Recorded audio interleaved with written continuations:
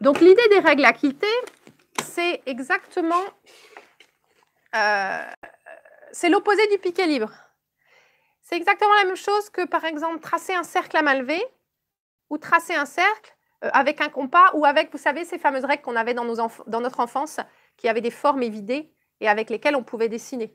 Voilà. Et n'importe qui pouvait dessiner un cercle. Voilà. Donc, du coup, toute la notion, effectivement, de gestion de l'espace, etc., elle disparaît avec les règles, puisqu'on va quilter en s'appuyant contre une règle, comme on pourrait dessiner en s'appuyant contre une règle.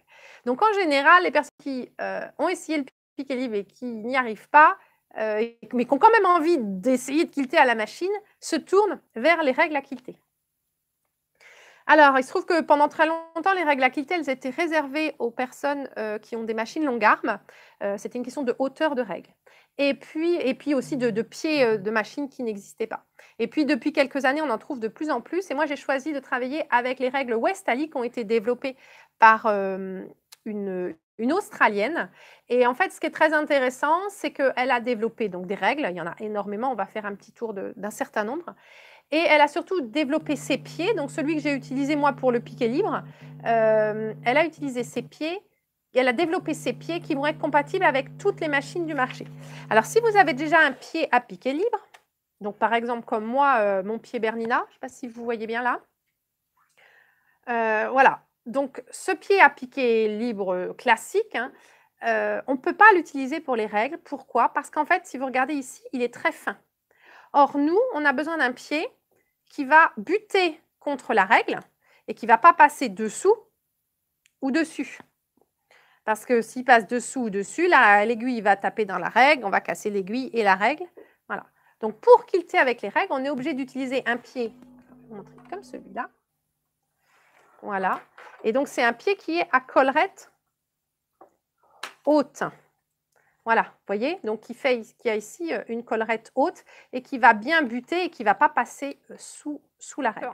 Grâce à Noémie West, on a des pieds qui vont s'adapter à toutes les machines du marché, même si votre machine a 40 ans, si elle existe d'une marque qui n'existe plus, ou même si elle est très perfectionnée, nos pieds vont pouvoir s'adapter. Il existe 4 pieds différents, il suffit de nous donner la référence de votre machine et on pourra vous dire quel pied utiliser. Sur le site, vous avez une liste de machines. Alors, il faut savoir que sur le site, c'est présenté, si vous regardez, vous avez la marque, par exemple, il y a écrit Pfaff. Elles sont toutes low shank, tige basse, parce que c'est 80% des machines du marché, sauf.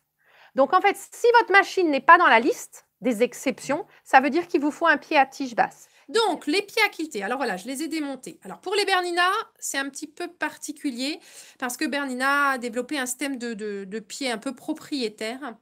Donc, si vous avez une Bernina, vous prendrez le pied qu'on vous dit de prendre dans la fameuse liste. Et en plus, il vous faudra un petit adaptateur Bernina qui coûte entre 15 et 20 €. Voilà. Donc, cet adaptateur, moi, je l'ai déjà mis. Si vous avez une autre machine de n'importe quelle marque, donc, ce qu'il faut faire, c'est vous avez la tige de votre machine ici. Et donc, il faut dévisser le pied actuel, voilà, qui est vissé avec une vis. Donc, moi, je l'ai déjà dévissé. J'espère qu'on voit bien. Voilà. Donc, vous le dévissez, vous avez un petit tournevis en général qui est fourni. Moi, j'ai un petit outil comme ça. Je devais avoir un tournevis, mais je ne sais pas où il est. Donc, j'ai ce petit outil-là. Voilà. Et donc, vous allez prendre votre pied. Alors, ça, c'est un pied tige basse. Les tiges hautes sont un petit peu différents. Mais dans tous les cas, vous mettez votre pied ici. Voilà. Et puis, vous allez le revisser. Je dois avoir la main devant la caméra, mais là, je suis désolée, je ne peux rien faire. Donc, vous allez le revisser. Voilà. Alors, à ce moment-là, ne le resserrez pas à fond. Pourquoi? Parce qu'il y a un petit réglage qui est très important à faire quand on pose ses pieds. Et voilà. Donc, vous voyez, en fait, si vous regardez, je peux bouger mon pied encore de quelques millimètres en haut et en bas. Et ça va être différent sur chaque machine. Et il faut régler le pied de manière à ce que le pied, il flotte sur le tissu. C'est-à-dire qu'il doit toucher le tissu, mais sans appuyer. Donc, vous avez, voilà, si j'appuie trop, ben, on ne peut plus bouger. Et si je lève trop, donc il faut prendre une règle. Et en fait, il ne faut pas que la règle, elle puisse passer sous le pied. Ça, c'est la chose la plus importante. Voilà, donc vous allez bouger un petit peu comme ça, trouver le bon réglage qui permet de bouger le tissu. Voilà, tout en faisant en sorte bien que même quand vous appuyez à fond la règle, elle ne passe pas sous le pied. Voilà, votre pied de biche, il doit être bien descendu, hein, on est d'accord? Voilà, et puis une fois que c'est ça, et bien là, vous allez, avec le tournevis, resserrer complètement la vis et bien serrer le pied pour pas justement qu'il... Allons bon, c'est comme ça, voilà. Bien resserrer la vis pour que votre pied ne bouge pas pendant que vous allez coudre. Voilà. Et voilà, c'est réglé comme ça. OK? Alors, si vous regardez, le pied, il va bouger et monter, mais très légèrement. D'accord? Hein, donc, il faut vérifier aussi qu'il était bien au plus bas et qu'il n'y a pas de problème comme ça. Voilà. Tout à l'heure, je disais donc on ne peut pas se servir des pieds standards. Vous avez des pieds à ressort et c'est vrai que les pieds standards, ils montent et ils descendent beaucoup. Donc, c'est aussi, en dehors du fait qu'ils sont trop fins, c'est aussi une raison pour laquelle on ne peut pas les utiliser parce que du coup, ils vont monter sur la règle et vous avez le risque que la règle passe dessous. Voilà, donc maintenant que le pied est monté, donc le principe du quilting avec les règles, j'utilise souvent cette image dans mes cours, c'est un peu la différence, la différence entre le piqué libre et le quilting avec les règles, c'est un peu la différence entre Picasso et la peinture au pochoir. N'importe qui peut faire de la peinture au pochoir, et bien en fait, n'importe qui peut faire du quilting avec les règles. Parce que la seule chose qu'il faut, c'est suivre la règle. Et là, on ne vous demande pas d'imaginer vous-même le motif ou de remplir, enfin d'avoir une notion en plus immédiate en fonction, quand vous construisez une notion de l'espace et de comment vos points vont se mettre. Là, vous allez directement utiliser la règle. Donc, le principe de base, alors là, forcément, on va essayer de se mettre, voilà, comme ça. Donc, vous avez, alors, quand vous achetez le pied, il est vendu avec cette règle-là. C'est une règle basique qui peut permettre de faire des lignes droites et puis des arcs simples. Voilà. Donc, au dos de la règle, vous allez coller toujours, vous allez coller de l'anti-grippe. Alors, de l'anti-grippe ou en tout cas quelque chose qui empêche de glisser. Alors, il existe plusieurs types. Nous, on utilise le anti-grippe qui est donc celui-là. Voilà, donc c'est des bandes de papier, style papier de verre, un peu rugueux, qui collent. Et on va en mettre des petits morceaux sur les règles, sur l'envers des règles. Alors, donc, vous voyez, je les ai mis ici. Il n'y a pas besoin de mettre des très gros morceaux. Il faut en mettre 2 ou 3, hein, de manière à ce que la règle... Voilà. Donc, vous voyez, j'en ai sur l'envers ici. Donc, si je suis comme ça, vous voyez, ma règle, elle bouge. Si je mets le handi-grip, ma règle, elle bouge beaucoup moins. Et dès que j'appuie un peu, elle ne bougera plus. Alors que là, elle va toujours bouger. Donc, ça, c'est vraiment la première chose à faire. Ce handi-grip, hein, je l'ai déjà montré, vous le mettez bien sûr sur toutes vos règles. Sur vos gabarits Marty-Mitchell. Et éventuellement, sur vos grands règles aussi, si vous avez du mal avec le cutter, parce que vous trouvez que vos règles bougent, eh ben, essayez avec ce produit-là et vraiment, vous verrez qu'il y a vraiment, il y a un gain vraiment très important. Donc, ça s'appelle du handi-grip. Voilà, vous avez 12 bandes comme ça dans le sachet. Donc, vous avez de quoi en mettre sur toutes vos règles. Voilà. Alors, quand vous achetez les règles... ils vous vendent ce produit-là qui est aussi un anti-glisse, mais que j'aime moins. Donc, vous en avez une bande, en tout cas, avec votre première règle. Voilà. Donc, ça, c'est la première chose à faire. C'est indispensable. Et puis ensuite, donc, le principe, c'est on appuie avec la règle. Donc, tout à l'heure, je vous disais, vous posez vos mains. Ben là, en fait, vous posez vos mains pareil, sauf qu'il y a une main qui va être posée sur la règle. Il faut appuyer et bouger la règle en même temps. D'accord? Sauf que là, on est obligé de beaucoup moins mesurer la façon dont on bouge. En fait, là, ce qu'on va faire en bougeant, c'est qu'on va pousser la règle toc, contre le pied et en même temps, on va avancer. Par exemple, ici. Alors, on va y aller. On va faire petite démo. J'ai des ciseaux quelque part pour couper le fil superflu. Voilà. Hop, j'avance. Voilà. Et je pousse bien ma règle vers le pied pour être sûr de piquer bien droit. Alors, vous allez me dire, si c'est pour quilter tout droit, on n'avait pas besoin de prendre du piqué libre. Ça, je vous l'accorde. Mais par exemple, ici, grâce à cette règle, je vais pouvoir... Je change ma règle de place et hop, je me balade sur le côté. De la même manière, je vais en marche arrière. Voilà. On pourrait, par exemple, avec ça, quilter facilement du log cabine. On peut aussi quilter, par exemple, les modèles de boîtes japonaises, des hexagones. Voilà. Parce que je pourrais aussi suivre, vous voyez, grâce aux lignes de repère qui sont là, je pourrais suivre, par exemple, une couture d'un bloc et quilter éloigné de cette... quilter parallèlement à mes lignes de couture, par exemple. Voilà. Alors, un des défauts qu'on a quand on commence, en fait, c'est de vouloir tourner le tissu à chaque fois pour être finalement dans la position avec laquelle on est la plus à l'aise, hein, naturelle. Sauf que là, on quilte sur un petit morceau hein, qui fait 30 par 30, mais si mon patch il fait 80 ou 1 mètre ou plus, puisqu'on a vu que c'était possible, même si c'est pas évident, tourner à chaque fois, ça complexifie énormément et on perd beaucoup de temps. Donc, tous les exercices que vous faites, il faut vraiment vous habituer à tourner le moins possible votre patch parce que quand vous allez quitter une grosse pièce, c'est vraiment ça qu'il va falloir faire. Voilà. Je peux aligner les lignes sur mes dessins précédents si je veux faire quelque chose, par exemple, d'un peu moderne, mais quand même en respectant les lignes et les perpendiculaires. Voilà, donc là, je peux faire un quilting assez contemporain, on va dire, avec ce bloc-là. Voilà. Donc, le principe toujours, hein, c'est que ma règle, hop, j'appuie pour la maintenir, je la pousse vers le... Voilà. Alors, vous allez me dire, oui, mais nous, c'est pas ce qu'on veut faire en quilting, on va faire des choses plus élaborées. Eh bien, tout à fait, il y a plein d'autres règles qui vont vous permettre de faire ça. Ce qui est intéressant avec les règles de Westali, c'est qu'en fait, la plupart des règles vont vous permettre de faire des choses qui vont ressembler à ce que vous faites en quilting main, des motifs de ce style. Voilà, on n'est pas dans le vermicelle ou des choses comme ça, on est vraiment dans des motifs, vous allez voir, qui vont ressembler beaucoup, et donc qui vont beaucoup au quilting à la main, et donc qui vont finalement s'adapter très bien à un patchwork plus traditionnel. Alors, dans les différents... Donc, les règles, il y en a, allez, je sais pas, 300, 400. Donc, je ne vais pas parler de toutes. Je vais vous montrer la plupart de celles qui sont dans le set de démarrage. On a un set de 6 règles qui permet d'avoir vraiment des règles assez différentes qui vous permettent de faire des choses à la fois variées et puis très, comment dire, variées et à la fois classiques, des motifs standards qu'on aime bien dans le patchwork. Et on a aussi un livre avec plein d'idées, toujours pour travailler avec ces règles-là. On va travailler maintenant, donc on va travailler avec cette petite règle-là. Alors, il me faut un crayon craie.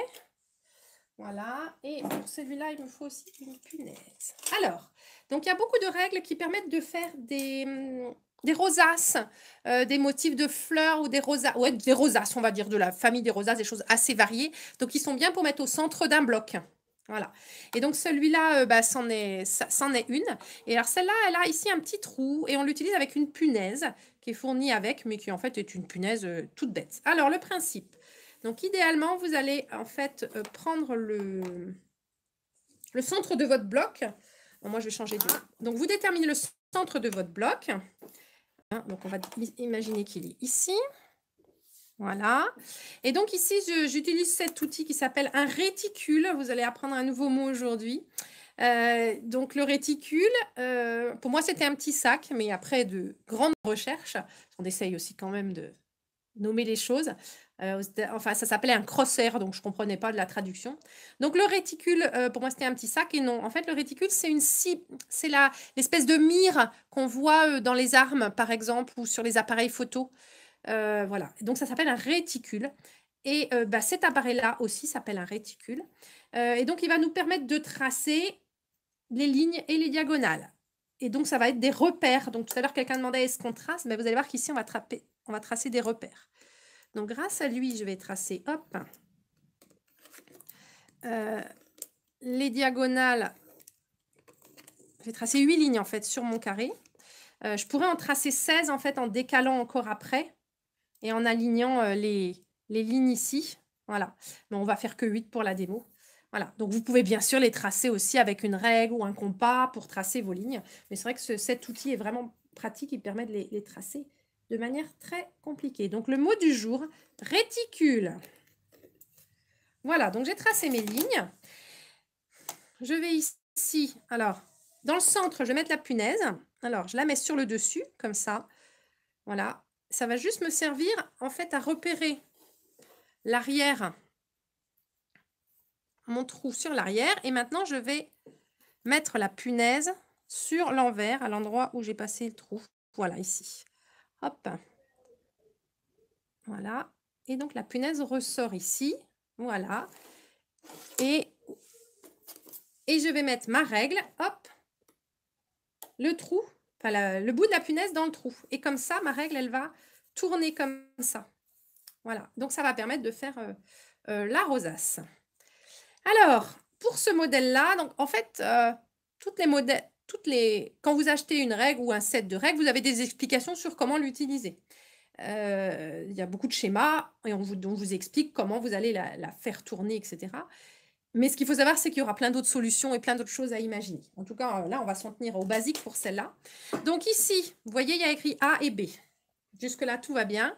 Et j'ai aligné le centre. Donc, je ne sais pas si vous voyez bien mes traits que j'ai tracés donc à la craie. J'aligne ici la ligne avec le centre ici, donc les repères qui sont sur la règle. Voilà. Je vais commencer ici à quilter au point A. Voilà. Donc, je descends. Alors, si on veut faire une jolie finition, pour éviter d'avoir après pour éviter d'avoir des fils derrière, on remonte le fil ici. On faudrait le faire pareil en piqué libre, mais je ne pense jamais. Voilà. Et on redescend. On va faire 2 ou 3 petits points les uns sur les autres, ce qui vont faire un point de... Voilà. Et puis après, je vais le tenir et après, je pourrai le couper. Donc, je suis en A. Je vais mettre mes mains des deux côtés ici. C'est plus facile, en fait. Les règles où on quitte à l'intérieur de la règle sont plus simples que celles à l'extérieur. Je mets mes deux mains ici sur les bords et je vais déplacer. On va faire le tour, en fait, de la règle. On va aller de A jusqu'à B. Hop. Alors, j'ai dit que je tenais ça pour pas... Voilà. Hop, on y va.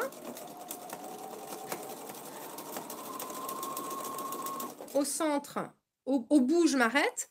Donc, on remarque, en fait, je ne sais pas si vous avez vu, mais la règle, c'était arrondi au bout. Mais comme mon pied, forcément, il a une certaine largeur, du coup, ça va faire une pointe, si vous regardez. Voilà. Et là, je m'arrête en B. C'est important, si vous le pouvez, réglez votre machine pour qu'elle s'arrête toujours l'aiguille en bas. Et si vous n'avez pas cette fonction, arrêtez-vous toujours avec l'aiguille en bas, ce qui va permettre d'éviter, parce que maintenant, on va bouger la règle. Je vais en profiter pour couper ça. Ça va me faire moins de fil. Voilà. Et donc là, je vais faire pivoter la règle. Voilà. Donc, je la pivote de manière à ce que mon pied qui était en B arrive en A et à aligner sur ma deuxième ligne ici le marquage qui est au centre là. Voilà. Et je vais continuer comme ça. Quand je quilte, je pousse toujours mon pied vers la règle et la règle vers le pied pour que ça colle bien en fait. Ça contourne, ça suive bien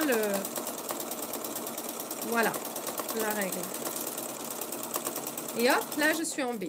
Alors là, j'ai l'impression que ça accroche un petit peu, peut-être parce que j'ai mes griffes encore. Donc justement, je vais les enlever, mes griffes. Quelqu'un m'a demandé tout à l'heure, mais voilà. Donc ici, donc j'en ai fait 2. Et on va continuer en fait comme ça pour faire la rosace. Donc j'avais fait 8 lignes.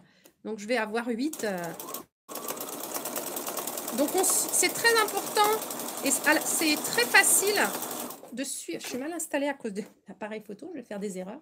Ça, c'est la malédiction de la démonstration. C'est toujours quand on l'a fait qu'on a des... Voilà. Et j'essaye de ne pas tourner mon tissu. Parce que, comme j'ai dit tout à l'heure, si on a un grand patch, ce sera plus compliqué. Donc, voilà. Hop. J'ai toujours essayé de suivre, de faire le motif. J'ai un truc qui accroche. pas quoi. Alors, tout à l'heure, on parlait aussi de la table. Pour du quilting, on va dire, du piqué libre, la table, c'est optionnel, mais c'est vraiment pratique. Quand on travaille ici avec les règles, je dirais que la table, c'est quasiment obligatoire. Alors, ça dépend de votre machine. C'est vrai que moi, ma machine avait déjà un plateau à l'origine qui était quand même de taille correcte. Par contre, il est un petit peu bombé. Et ça, c'est embêtant parce qu'avec certaines règles, quand vous les posez sur le bombé, du coup, la règle, elle se trouve en porte-à-faux et elle n'est pas stable. Mais si vous avez une machine qui a un plateau plus petit que le mien, avec les règles, vous allez être quasiment impossible parce que, vous voyez, il faut que la règle elle puisse être à plat. Si votre plateau est petit, si ça s'arrête là, vos règles vont être en porte-à-faux, vous n'aurez pas la stabilité et ça va vraiment être très, très compliqué de quilter, voire impossible. Donc, on n'est pas, il y a plusieurs tailles de plateaux. Moi, c'est le plus grand qu'on vend ici que j'ai. Certaines ont déjà un plateau relativement grand, mais c'est vraiment important que vos règles soient vraiment à plat. Donc, si vous avez envie d'investir et de vous lancer dans le quilting avec les règles, réfléchissez bien à ça, à avoir vraiment une zone de travail importante. Bon, je vais continuer ma rosace. Et hop, je vais arriver exactement au point où j'ai commencé. Je fais 3 petits points les uns sur les autres. Et hop. Et voilà. Voilà ma rosace, donc qui est régulière. Vous repérez bien les pointes sur les lignes et qui est bien centrée. Je pourrais en refaire une deuxième en décalé pour avoir 16 pointes, par exemple, avec cette règle. Donc voilà, ça ressemble vraiment à des rosaces qu'on peut faire en quilting main et au centre d'un bloc, alors que ce soit un bloc carré simple ou même un bloc en triangle, par exemple, ça peut vraiment faire quelque chose de très joli. Donc voilà pour cette règle-là qui fait partie du set de 6. Il y avait une question tout à l'heure sur la taille du patch. On en revient exactement à ce que je disais tout à l'heure. Le quilting avec les règles ne rend pas le quilting sur une machine familiale plus simple pour les grands patchs. On a toujours la même problématique.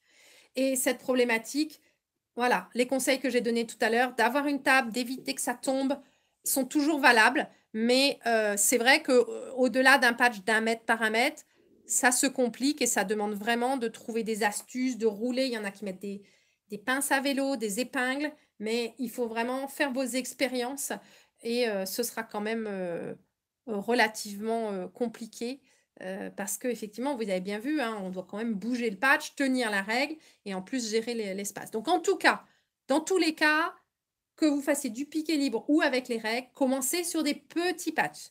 Et une fois que vous êtes contente de vous et que vous êtes maîtrisé les petits, allez-y de plus en plus grand.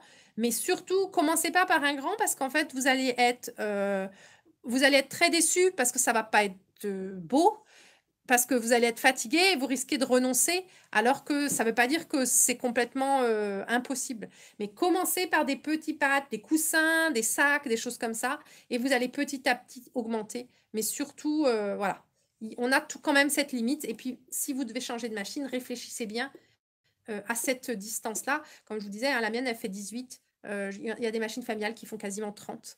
Les premières longues armes, elles font 16 inches. Et 16 inches de mémoire, ça doit faire presque 40. Voilà.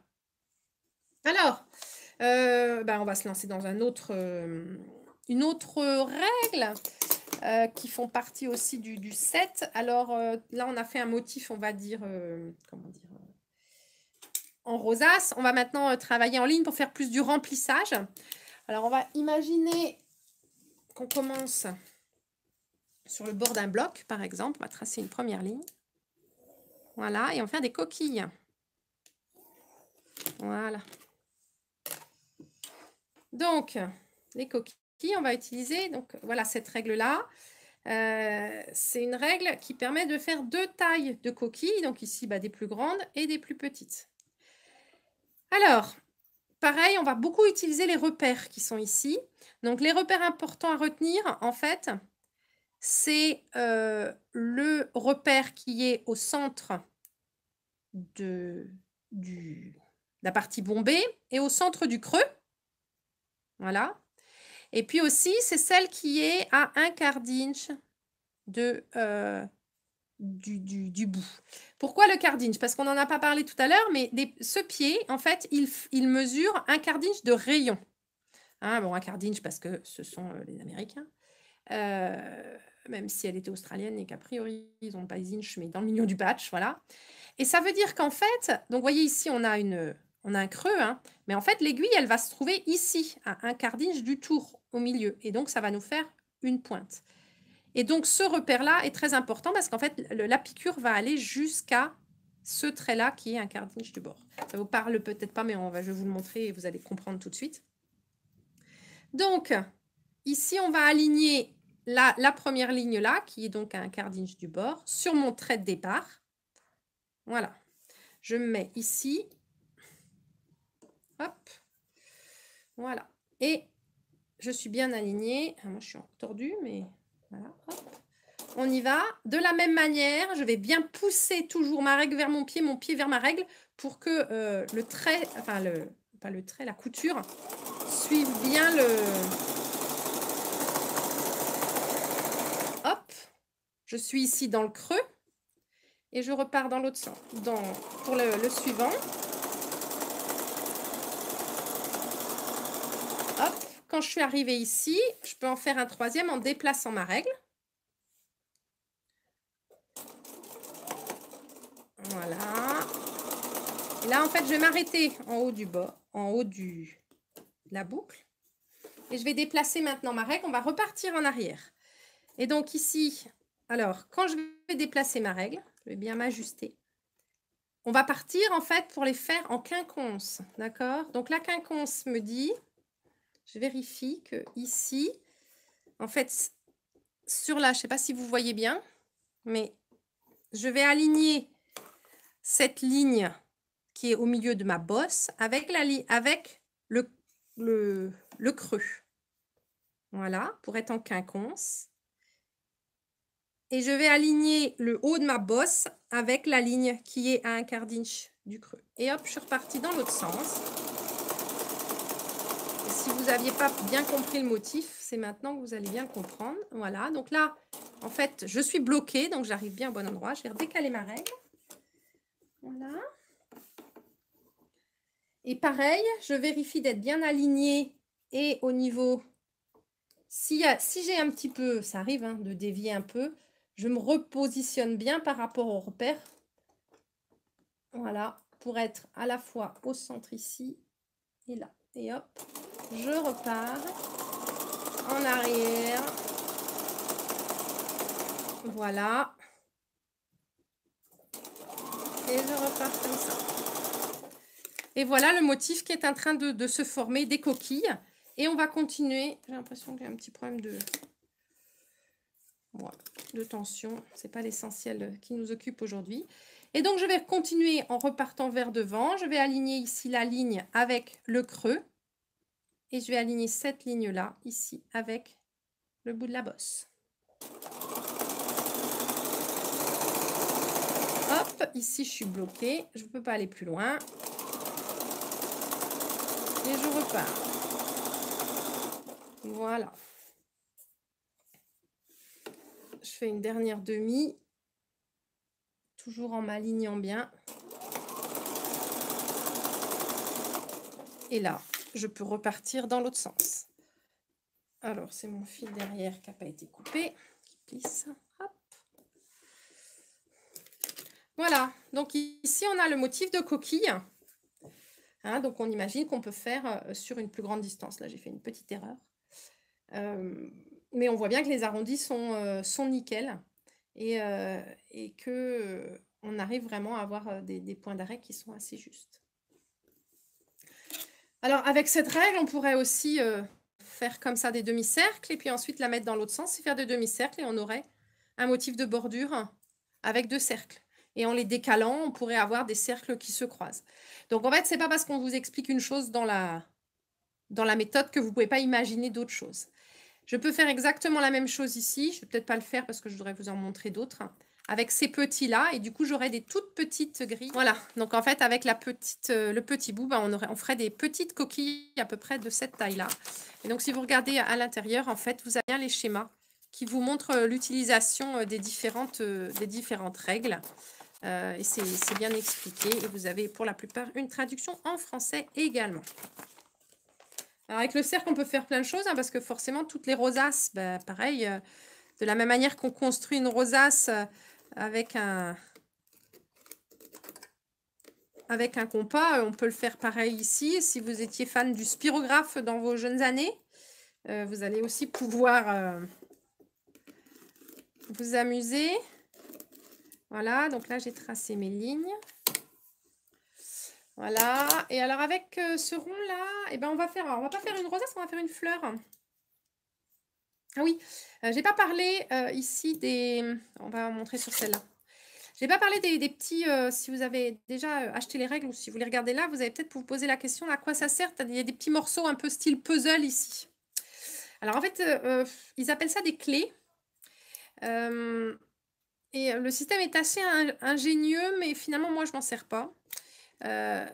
Donc en fait, c'est une clé qui va vous permettre, finalement, quand vous êtes en train de quilter, donc vous avez déjà un motif, ça va vous permettre d'enchaîner les motifs sans avoir à lever le pied de biche et à couper votre fil. Parce qu'effectivement, si la pièce était complètement creuse, bah, du coup, vous êtes obligé de lever le pied de biche, donc d'avoir coupé le fil pour pouvoir aller à l'intérieur. Et donc, grâce à ça, ça permet de passer à l'intérieur et ensuite de le refermer. Voilà. Honnêtement, je m'en sers pas trop. C'est vrai qu'en plus, quand je donne des cours, c'est souvent une pièce qu'on perd, donc elles sont bien scotchées sur mes modèles. Et puis, c'est vrai que quand on fait justement des spirales, en général, on coupe son fil après chaque motif. Donc, du coup, j'en ai pas toujours l'utilité. Mais sachez qu'elles sont là. Elles existent sur la plupart des pièces, justement, comme ça, il y en a une ici. Sur la plupart des pièces où on quitte à l'intérieur. Alors, celle-là... alors, je réfléchis parce qu'il y a plusieurs façons de travailler avec celle-ci. Et nous, on va faire, voilà, on va faire la fleur. Alors, on est au centre ici. Donc, on va mettre l'aiguille au centre du motif. Et on va aligner. Donc, comme tout à l'heure, hein, on a tracé 8 lignes. Et puis, vous avez les lignes. Donc, j'aligne, voilà, ici, comme ça. Et alors, on va y aller. On va commencer à faire le tour. Mais on ne va pas faire le tour en entier. On va faire un demi-tour. Et on va s'arrêter ici. En fait, un demi-tour plus un. Plus un. Voilà. Hop, je suis arrivée là. Et maintenant, je vais retourner en arrière. Pardon. Et on va repartir du départ à chaque fois. Donc, je vais retourner en arrière. Si je n'ai pas bougé ma règle, je retourne en arrière sur le même trait. Comme j'ai bougé ma règle. Voilà. Et donc, je repars toujours d'ici. Et là, je vais faire un quart de tour. Enfin, un huitième de tour, en fait. Vers la droite. Voilà. Voilà, je m'aligne donc avec l'extrémité du trait sur le trait qui est décalé d'un et je refais exactement le même motif. Comme ça, et hop, je m'arrête à l'intersection avec le trait d'avant qui correspond ici à ma ligne et je retourne en arrière sur le même trait. Voilà, je m'arrête et hop, je tourne. Donc, j'étais ici, je tourne, je m'arrête là. Voilà, donc à chaque fois, je fais un huitième de tour avec ma règle.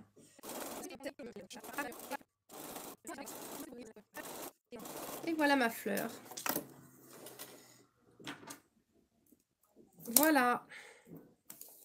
Donc, on est passé 2 fois. Alors, la première fois, j'avais bougé, donc du coup, je suis un petit peu décalage. On est passé 2 fois, du coup, ça se voit encore plus. Mais on a une jolie fleur en spirale. Si j'avais été jusqu'au bout, j'aurais eu une vraie rosace, en fait. Vous voyez, si on remplit ici le cercle, si on avait fait des cercles entiers, on aurait eu une vraie rosace. Quand on était à Houston avec Corinne au mois de novembre, on a été donc chez Westaline, ils ont fait plein de démos. Et ils nous ont montré ces petits outils. Alors, en fait, ce sont des petits... si vous les regardez comme ça, ce sont des petits cercles.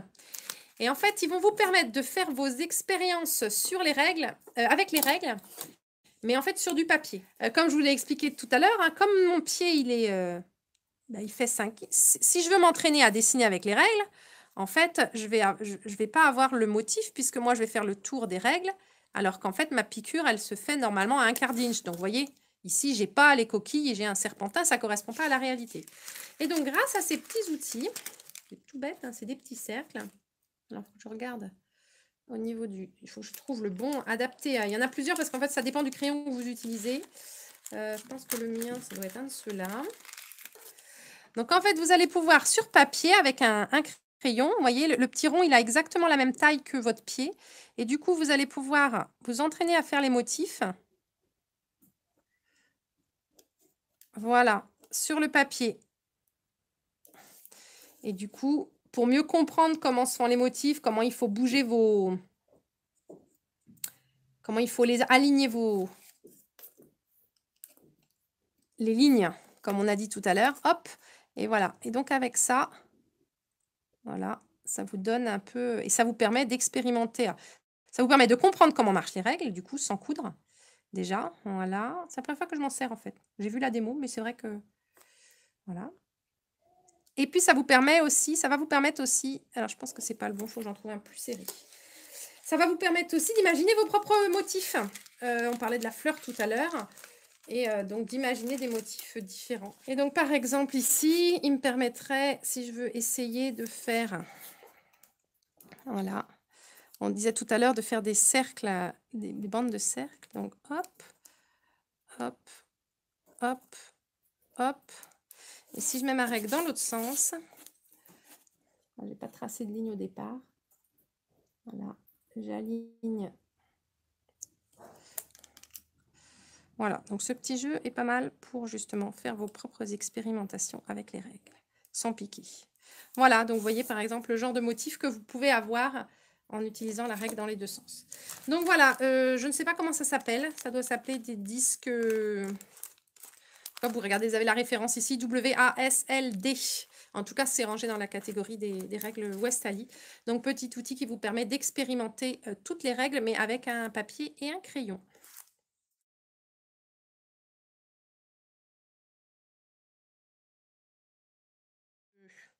Ça ne peut pas tomber dans la machine, parce que la punaise avait quand même genre 1 cm. Il n'y a pas de trou d'1 cm. Donc ça, c'est pas un problème. Et avoir peur que ça laisse un trou, bah oui, mais comme un trou d'aiguille finalement. Donc voilà. Une fois qu'on... Non, ça ne laisse pas de trou. Il n'y a pas vraiment de modèle plus dur ou plus facile parce que on suit la règle, quoi. Donc, c'est tracé. Alors, je dirais quand même que les motifs où on est à l'extérieur, c'est plus difficile que ceux où on quilte à l'intérieur. Parce que naturellement, en fait, quand on quilte, on a ce côté de se pousser vers les bords, c'est plus logique. Et donc, c'est vrai que ce motif-là est peut-être un peu plus compliqué. Mais franchement, il n'y a pas une énorme difficulté. La différence, enfin voilà, c'est pas comme justement quand vous faites du piqué libre où effectivement il y a des motifs qui sont beaucoup plus compliqués que d'autres. Avec les règles, je trouve que ces différences s'atténuent beaucoup. Et c'est, en tout cas, moi, je trouve ça beaucoup moins marquant. En fait, moi, je me sers presque toujours de ce petit fil-là, qui a l'avantage, en fait, que je peux le garder dans la main pendant que je couds. Alors là, pour du quilting ou pour autre chose, hein. Donc, en fait, il tient bien. C'est pas comme une paire de ciseaux. Comme ben là, par exemple, les ciseaux, on a besoin de mettre les doigts dedans et du coup, on peut pas s'en servir tout le temps. Lui, on le garde au creux de la main. On peut coudre avec. Et hop, comme ça, on l'a toujours sous la main pour couper bien les fils. Et ça, pour moi, c'est un petit outil magique.